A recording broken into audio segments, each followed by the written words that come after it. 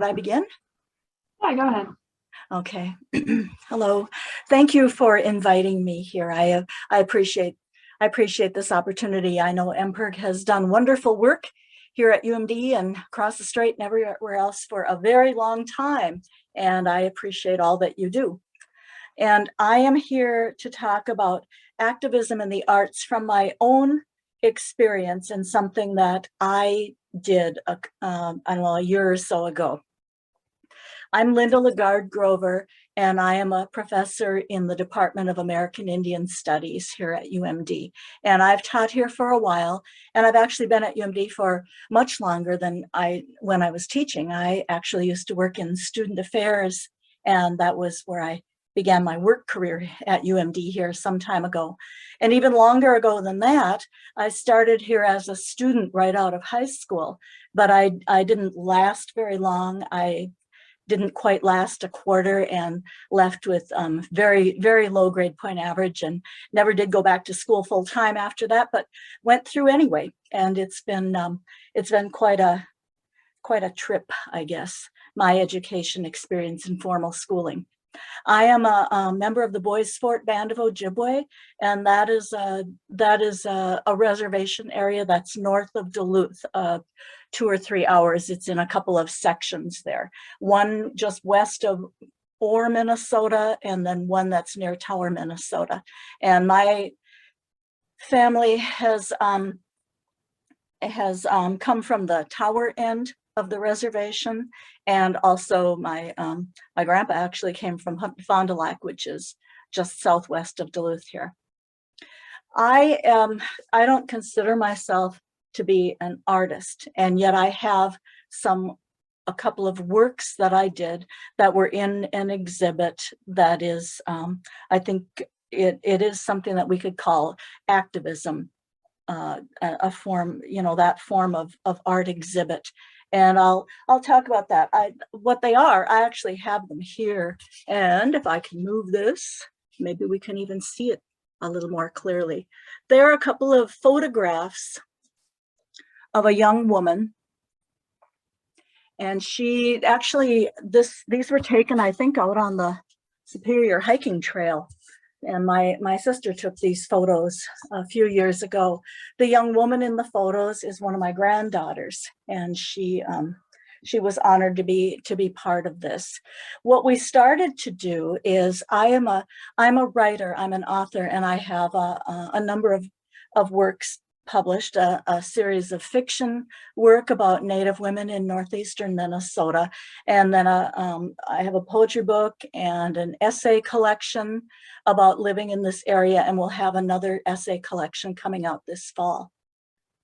My sister was a person who photography was a hobby of hers, something that she loved to do for ever since somebody lent her a camera when she was a young woman, and she got to be pretty good at it. She was an employee of the county of St. Louis County here, and she took a lot of pictures of things that she liked. She wanted to record nature. She wanted to record animals, flowers. She did a lot of her things. All seemed to have not landscapes as often as they were focused on individual beings, and her stuff almost always was of living being.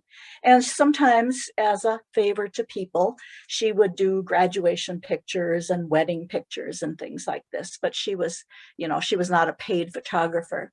She did enter some of her stuff into she submitted some to the National Geographic, and they actually accepted at least one of them and put them on in one of their collections, which was a really big deal to my sister. So when I asked her if she'd like to take some pictures for something that might be considered to be a book cover about a young woman who I felt had an element of perhaps danger in her life, she was happy to do that.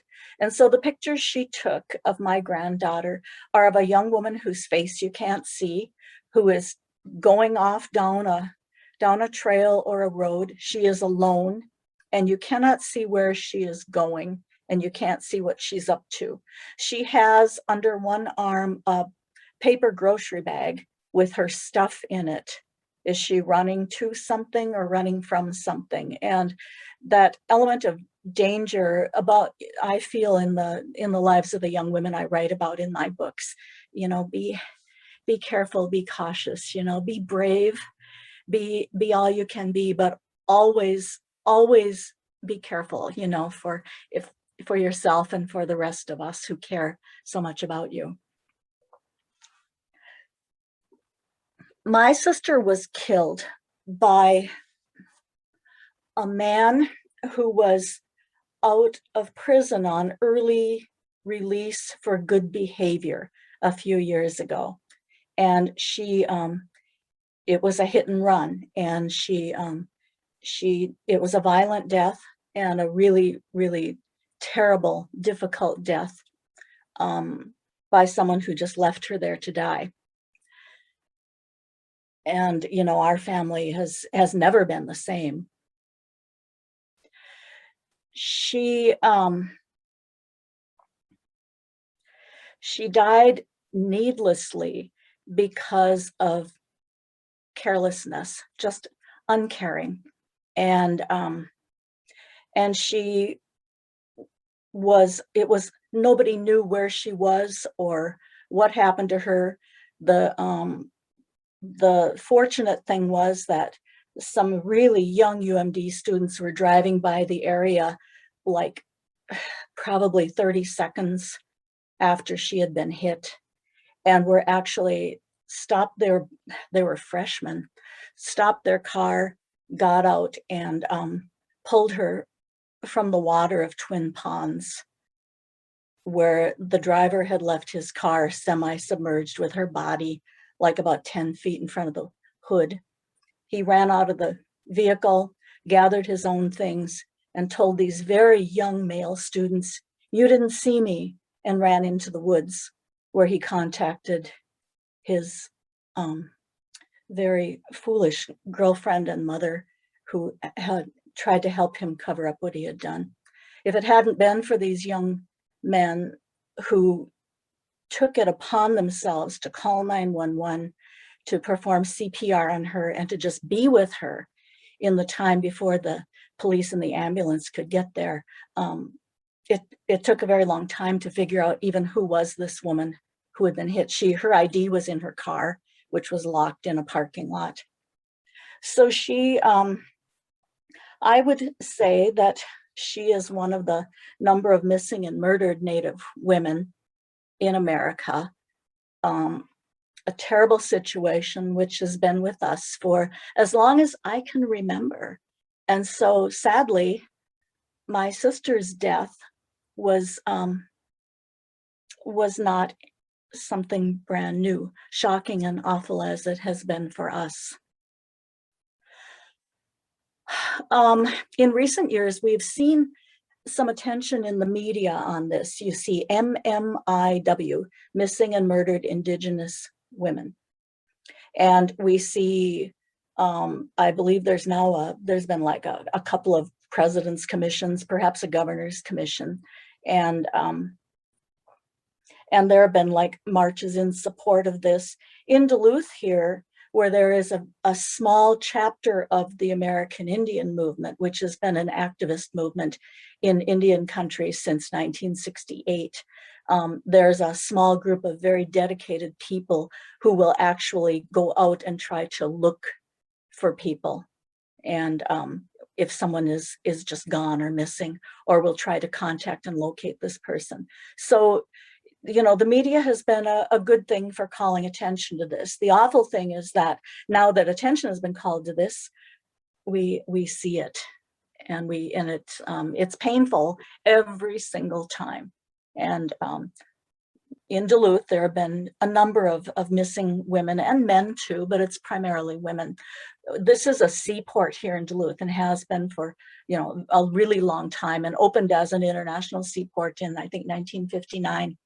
And so trafficking of Native women has been and exploitation of Native women, young women, but also not so young women, and some males too, has been something with us for a long time that we, uh, how do you deal with something like this besides educating and being watchful?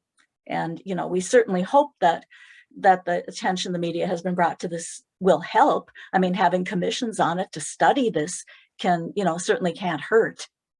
I think many families, maybe most, maybe all Native families, have a story like this somewhere where someone has disappeared. And in my own family, I mean, I had, there was an aunt in my family who disappeared in the 1940s and has not been seen. No, she had a social security number that hasn't been used for anything since then. She vanished. So how do we know at what point people are missing? We don't. My sister, I guess we could say it fortunately, was identified when somebody, when all the cars around the Inger Tower Park had left. There was one left there, and the police, I think they were able to access that car and find identification and call her husband. But that was hours after she had been hit, and she was in the hospital and was dying. A couple years ago, there was an exhibit, an art exhibit down at the All My Relations Gallery in Minneapolis. And it was called Bring Her Home, Missing and Murdered Indigenous Women. And that there was a call for artists to submit their works to this. And it was a pretty nice exhibit. And there were paintings and sculptures and what would you call it? Fiber art things, hide beaded things. It was a beautiful exhibit. And I think it was 2018, I think was the year of that exhibit. And it traveled a few different places, including to Duluth here, and brought a great deal of attention to this. The artists who made things for this wanted to use their art to bring attention to this situation in Indian country, which is not just because it's American Indian people does not mean it is only confined to Indian country. It affects, all of society. There were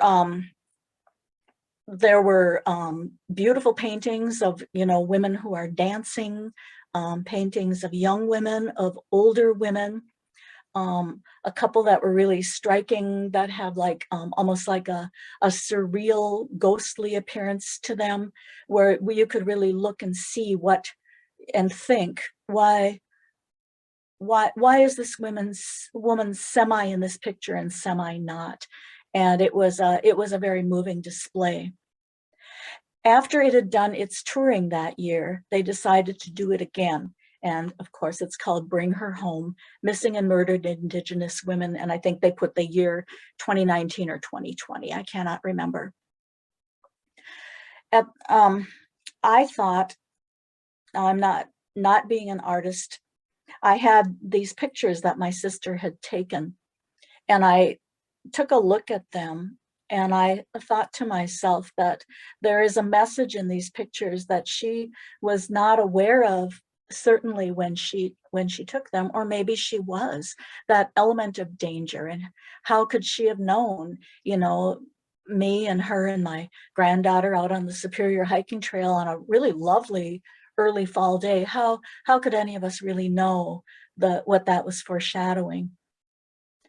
I decided to do something with some of the pictures, and so I had them printed and enlarged. And I didn't want to only submit the pictures, though on their own, they really are beautiful. I know they don't really show up, so, so the color is lovely in them, and there's a shimmering effect in the leaves, in the foliage around there. And I was at that time writing a novel that had as its baseline a missing young Native mother, a woman who had just vanished. And so these things came together, and I thought that surely it must be meant to be that I could try to contribute something to be part of calling this to attention. I don't consider myself an activist, in life, but then I thought to myself, really is not most art a kind of activism in itself, in the message that they're trying to get across? And with the theme of missing and murdered Native women, that theme was going to be very clear when I put this together and submitted it. So I actually went to Michael's craft store and bought a couple of frames that with built-in matting on them. And then I thought to myself, the color that is used as kind of a theme for this is red. And the young lady in the pictures is wearing a red plaid, kind of a, what do you call it, a hunting shirt. And so I bought a couple spools of red ribbon. And on these pieces of ribbon that I glued onto the matting here, I have phrases from my book. So it's phrases about the law. The book is about a couple of young girls, they grow to maturity, to middle age, but their mother is missing from the time they're really, really little, like toddlers maybe. And so, throughout their lives, there's that element there. Their mother is missing. Nobody knows where she went. Nobody knows even, how do you even know the moment somebody vanishes or where they went? And sometimes things running through a person's head about what could have happened, and they're awful to contemplate. Was she, at one point, the girls are thinking, well, did she, somebody said that she was headed to one of the bars in town here. Did she get in a car with somebody? Was she unaware and walked right into great harm? They didn't know. And so I have these little phrases and things from the book, and I just put them, hand wrote myself in my squiggly handwriting with a ballpoint pen right onto a piece of ribbon. And then I glued them on here. And so I titled it then Red Ribbons for Loretta 1 and Red Ribbons for Loretta 2, and submitted them both to the All My Relations Gallery for their second show, and they were accepted. And I was pleased that they were accepted.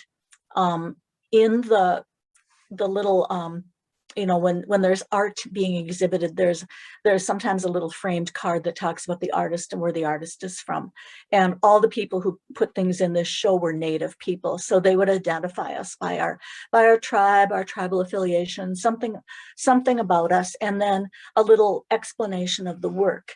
And so in the explanation of this work, I wrote about my sister, and I wrote about what happened. Our criminal justice system has many flaws, and sometimes it is overly harsh, and sometimes it is not. And sometimes, if there are people who are really good at maneuvering and manipulating things and realizing areas where there may not be consequences because the system is overloaded and overworked, that they can operate quite freely. And so the man who killed my sister is still doing that. Did a little time in prison, got out again. Actually, in the last few months, he actually hit somebody else in a car and hurt somebody. And there have been no consequences for this guy for almost everything he's done. So, you could call it like a lifelong criminal kind of thing. But I guess I'm digressing here because, it is really distressing to me. But what I wanted to go back to is what you might call activism here is not about the criminal justice system, and it's not about the god-awful trauma that we have and the awful feelings we have. My sister left behind a daughter and a son and grandchildren and people who are deeply traumatized by this. How do I call not my sister's situation important though that is to me, but the idea of great harm coming to Native women, how would I contribute to something that would help make this in the attention of the public? And so these two pieces hung in All My Relations gallery for a while, and some of my family went down to see it. Certainly not everybody go down to Minneapolis to do that, and they traveled to a couple. It was a traveling exhibit, so it went a couple other places, and then when the show was over, then they came back to me, and I have them here. When I see them, I'm happy to see something my sister did, but I also think, small as my contribution has been, I am now an activist artist just through this story. And so there are people who have looked at these and said, isn't that a lovely picture? And look, it says Red Ribbons for Loretta. Loretta was the name of the woman in my book, so she's a fictional character. And I don't know, I kind of liked her cool name. And so they will say, isn't that beautiful? And then they look close. If you look closely, they can see that there are really painful phrases written on these ribbons that run all the way around, and they can look a little bit more closely and see that it is through something that may be lovely to look at and maybe lovely in its composition and everything. When you pull closer, you can see that there's much more involved than that. So in writing my book and these pictures then were kind of happening at the same time. And in my book then, as I've done in other things, I have called attention to, through fiction, to many aspects and issues and histories that have affected American Indian people. And my focus is usually on women, because that's just, I don't know, it's just what I feel I can write about best. And so things that have happened in the past that continue to affect us today are in my fictional pieces and in my poetry and in my essays. And so in that way, I think that is a way of, that is activism in the arts also. Many people who read my stuff, how would they have ever known that there were mass sterilizations of young Native women, some men too, but mostly women, in the 1960s, 70s, and 80s throughout America, paid for by the federal government? Who would know this kind of thing? But reading a book of fiction about this, then they go, could that have really happened? And then they find that it actually did. Or the adoptions in the federal Indian adoption project of the 1960s and 70s, which happened before and continues. The removal of Indian children from their homes for foster or actual formal adoption in what is seen as an improvement in their lives, middle-class white homes, who many people are not aware of the Indian boarding school system, which lasted up, and it didn't even start to be dismantled until the 1930s here. And so people in the generation ahead of me, my dad's generation, were the mothers for a few generations had their children removed and sent away to be schooled at an Indian boarding school and assimilated, often very harshly, into larger American culture. So that is an activism that I'm doing, even though I've told you I don't think of myself as an activist. And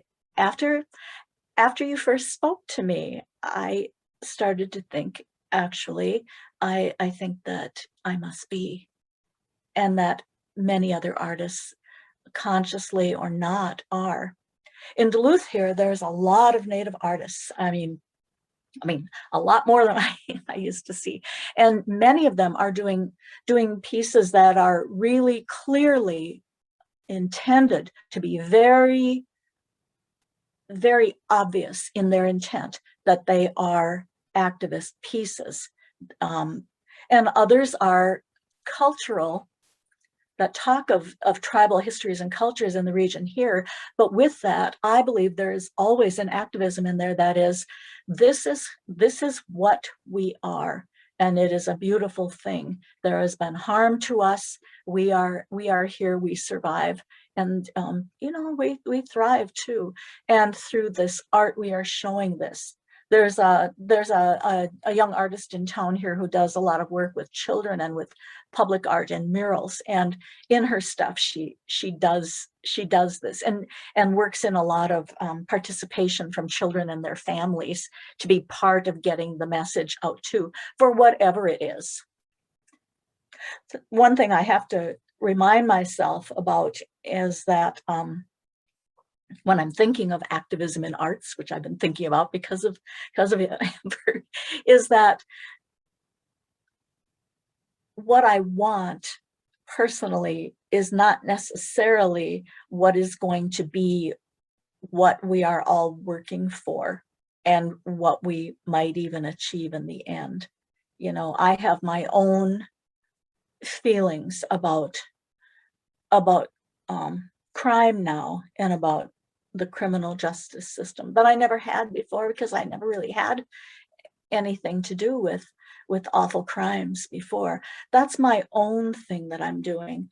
But when I'm writing and when making these pieces, what I wanted as an individual was smaller than what I carefully looked for, as far as what sort of message we really would like to get out there and what would be the most effective way to do it. And so I had to become less in this, in the face of a much bigger picture. And it was a good thing. And I'm glad that I did it. So there they are, a young woman. She's young. You can see she's young. I mean, she has long dark hair. I used to have hair like that. And I see myself in this girl because actually in the early 70s, I looked just like this. I even had her wear a pair of my clogs because that's what I used to wear. And I used to wear a jacket like that. And I used to just bop around. I used to even hitchhike and just having that optimism of youth. And I don't want to see that crushed. It's such a beautiful spirit. And at the same time, we want our young people and our young women to watch for themselves, and we watch for them too. It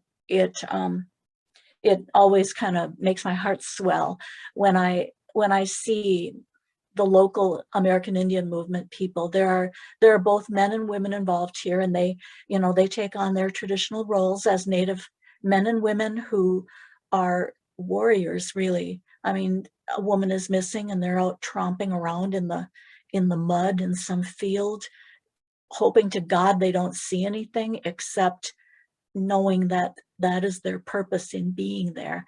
I mean, they are unimaginably, courageous, I think. And if I were a painter who could do things, I would paint a picture of that